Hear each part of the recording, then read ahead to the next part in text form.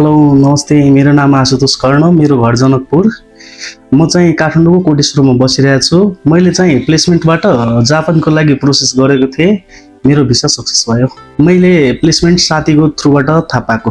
मैले चाहिँ प्लेसमेन्टमा आउँदाखेरि म्यामसँग भेटेँ, आस्था म्यामसँग। अनि जापानको राम्रै सल्लाह दिनुभयो म्यामले मलाई।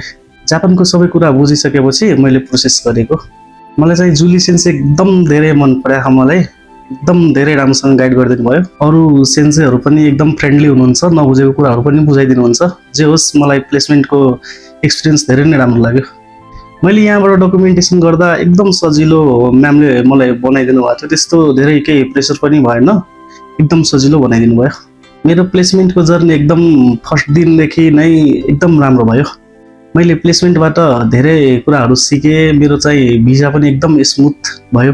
प्लेसमेन्ट राम्रो छ भनेर भन्न चाहन्छु। एकदम सजिलो बनाइदिन्छ प्रोसेसहरू। क्लासेसहरू पनि एकदम धेरै राम्रो नै छ।